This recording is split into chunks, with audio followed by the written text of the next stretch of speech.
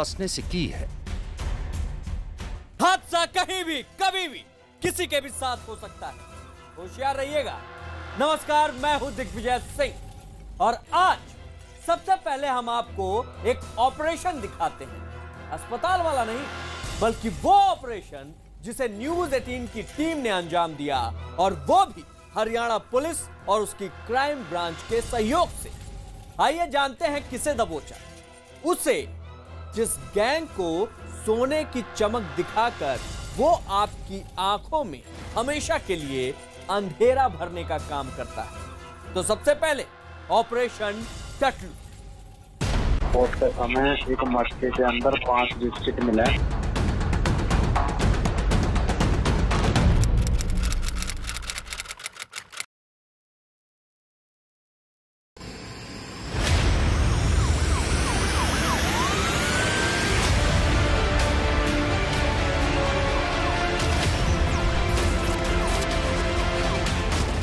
News 18 India का एक कामयाब ऑपरेशन। खरे सोने के नाम पर खोटा सौदा।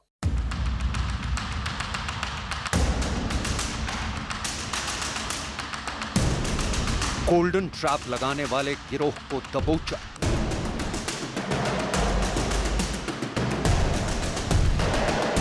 सोने की ईंट बेचने के नाम पर धोखा। Operation टटलू gang.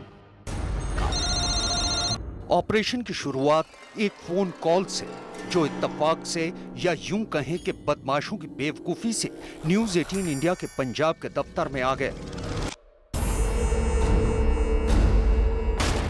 जहाँ पर कचकुदी में भूकंप आया ना गुजरात में। हाँ जी हाँ जी हाँ जी। तो उधर वो जेसीबी चला रहा था, एक मंदिर के पास खुदाई कर रहा था रात में, नाइट में, शिव मंदिर के पास। तो उसको खोदते समय एक मटके के अंदर 5 बिस्किट मिले, सोने के करीब 5 किलो माल। इस फोन को सुनते ही न्यूज 18 के पत्रकार फौरन हरकत में आ गए, क्योंकि सौदा चमकदार सोने की सिल्ली बेचने का था। सोने की बात सुनकर नहीं, अलबत्ता धोखे के अंदेशे से हमारी आंखें चमक उठी।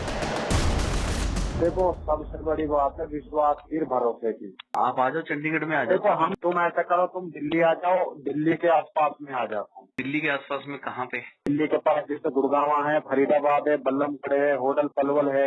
मैं आ जाता हूँ, मुझे कोई दिक्कत नहीं भाई, मैं दिल्ली आ जाऊंगा। मैं तो राजस्थान आ जाऊँ 5 किलो सोने के लिए, तो अमेरिका पहुँच जाऊंगा भैया मैं। लिहाजा पूरी रूपरेखा बनाकर न्यूज 18 की टीम फोन करने वाले के पास जाने के लिए हरियाणा के फरीदाबाद की तरफ चल पड़ी। हमारा सफर लंबा तो था ही, खतरनाक भी था, लेकिन हमारा इरादा पूरा पक्का था। हम बताई गई जगह पर वक्त पर ही पहुंचे, लेकिन जैसा अंदेशा था उसी के मुताबिक फोन करने वाला थोड़ी थोड़ी देर में जगह बदलता रहा और हमें एक जगह से दूसरी जगह भटकाता रहा। हम उसके बताए रास्ते पर ही चलते रहे और हमारा खुफिया कैमरा अपना काम करता रहा। अपनी तसल्ली पूरी करने के बाद आखिरकार वो सामने आ ही गया, जिसने फोन पर चमकदार सोने की सिल्ली बेचने की पेशकश की थी।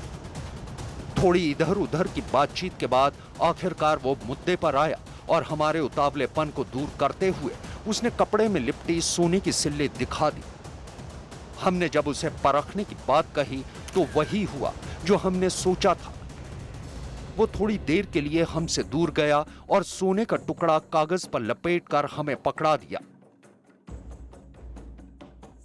हम जानते थे कि वो टुकड़ा तो सच्चा होगा, लेकिन उस सोने की ईंट में कोई खेल है। जो सोचा वही पाया। साफ था कि उस सोने के सौदागर ने अपनी पूरी बिसात बहुत कायदे से बिछाई थी। खुद को अकेला बताने वाला सोना दिखाने अकेला आया भी नहीं था। ये सब कुछ हमारे कैमरे ने देखा और हम अगले कदम की तैयारी में लग गए। उस सोने के टुकड़े को लेकर हम वापस अपने दफ्तर पहुंचे और फिर वहां से हमने पुलिस के अफसरों को अपने इस ऑपरेशन की इत्तला दी। हमारे ऑपरेशन की बात सुनकर पुलिस भी तैयार हो गई। अब हमारे ऑपरेशन का पार्ट 2 शुरू होने वाला था, जिसमें पुलिस की क्राइम ब्रांच अहम रोल निभाने वाली थी। हमारी तफ्तीश से पता चला था कि ये टटलू गैंग के बदमाश हैं जो सोने के नाम पर धोखाधड़ी करने के मामले में बदनाम हैं। हमने फिर उसी सौदागर से संपर्क किया और उससे सौदेबाजी की। बात 2 सिल्ली के सौदे पर आकर टिकी और हम उसके बताए हुए ठिकाने पर जा पहुंचे। लेकिन इस बार हमारे साथ थी पूरी क्राइम ब्रांच, जिसका एक अफसर तो सुनार बनकर हमारी टीम का हिस्सा बना। यह ऑपरेशन अपने चरम पर था। सौदागर अपने 2 साथियों के साथ आया। हमने भी सुनार से चेक कराने की शर्त रखी, जिसे उसने मान तो लिया, लेकिन एक वीराने में ले जाने की शर्त पर।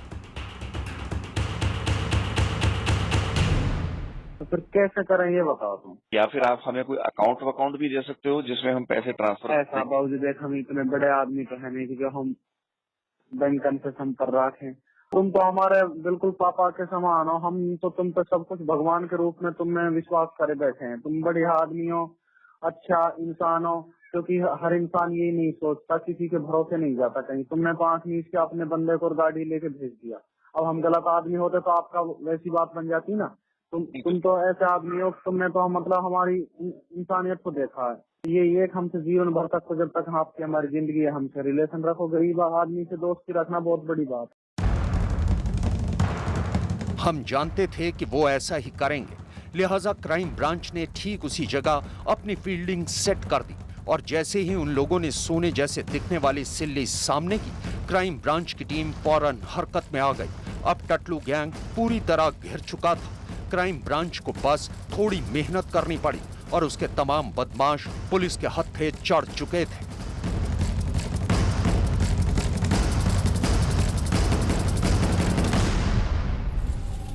और अब बात आशु भाई की, जो संगीन इल्जाम की तोहमत लगने के बाद पुलिस के साथ आंख मिचौली का खेल खेल रहा था, लेकिन आखिरकार हत्थे चढ़ ही गया और इस वक्त क्राइम ब्रांच के हाथों में है। और अब पुलिस के अफसर उसके हाथों की लकीर पढ़ने की कोशिश कर रहे हैं ताकि उसकी किस्मत का फैसला किया जा सके। एक ताजा खबर यह भी आ रही है कि आसिफ के बेटे समीर को भी पुलिस ने पूछताछ के लिए उठा लिया है।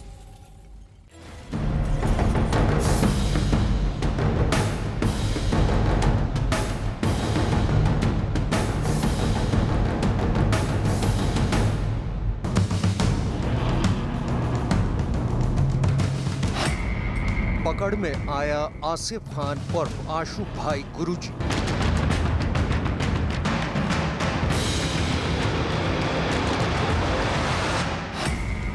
क्राइम ब्रांच के हवाले बलात्कारी बाबा आशु भाई गुरुजी। गुरुवार की सुबह ही धर लिया गया आशु भाई गुरुजी को। यहाँ पर आशु भाई महाराज को लाया गया है। अब सामने आएगा आशु भाई गुरुजी का सारा सच। आसिफ खान से आशु भाई गुरुजी बनने वाला ये चेहरा फिलहाल मुंह छुपाता घूम रहा था। हालांकि पिछले 72 घंटों से जमाने ने ये चेहरा खुलेआम तो नहीं देखा, सिवाय दिल्ली पुलिस की क्राइम ब्रांच को छोड़कर, क्योंकि गुरुवार की सुबह 72 घंटे से फरार आशु भाई गुरुजी क्राइम ब्रांच के हत्थे चढ़ ही गया। क्या करना है?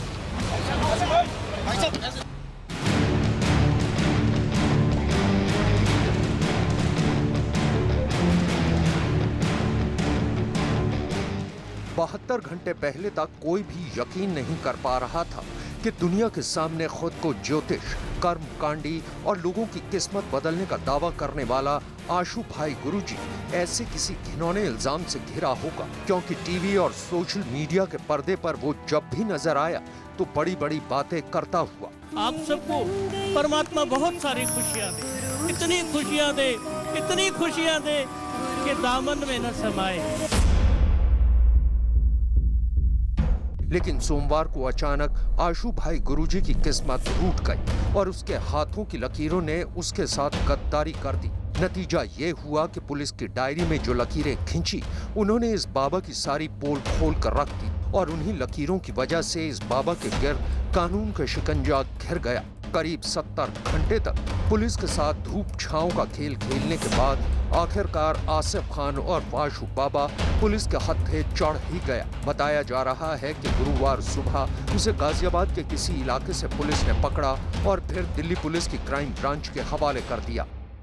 ये दिल्ली पुलिस की क्राइम ब्रांच का दफ्तर है और अब आशू गुरु के हाथों की लकीरों को दिल्ली पुलिस यहीं पर पड़ेगी और इस फरेबी बाबा की किस्मत का फैसला कानून की कलम से लिखा जाएगा, क्योंकि गुरुवार की सुबह आशू भाई गुरुजी क्राइम ब्रांच के हत्थे चढ़ ही गया। कहते हैं कि गुनहगार एक बार पुलिस के हत्थे चढ़ जाए फिर तो उसकी कुंडली पुलिस ही तैयार करती है। अंदाजा लगाया जा रहा है कि अब आशू बाबा को जिस इल्जाम में पकड़ा गया उसका सच तो सामने आएगा ही, वहीं बाबा के सीने से कई और राज भी बाहर आ सकते हैं। क्राइम ब्रांच की टीम बाबा को कब्जे में लेने के बाद उन ठिकानों तक गई जिन ठिकानों का जिक्र महिला ने अपने इल्जामों में किया है, यानी रोहिणी के आश्रम और हौज खास का उसका दफ्तर।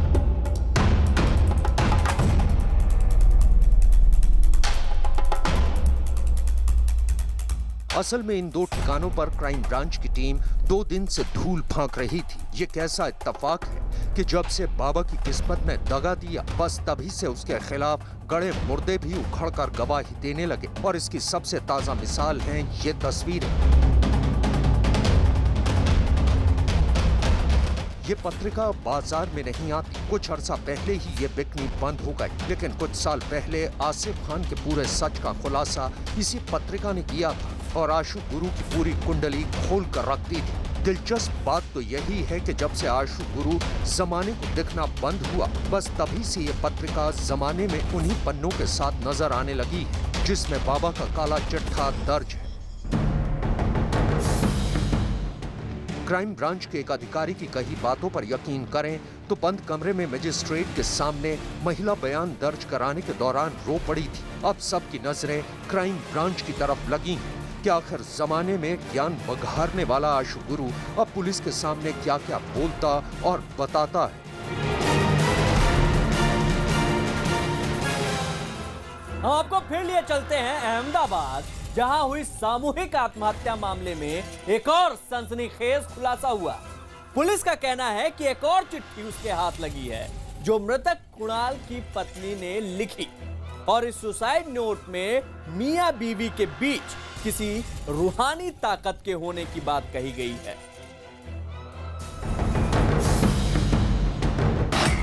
अहमदाबाद सामूहिक आत्महत्या में नया खुलासा। पत्नी के सुसाइड नोट में उसका जिक्र। मियां बीवी के बीच तीसरी ताकत।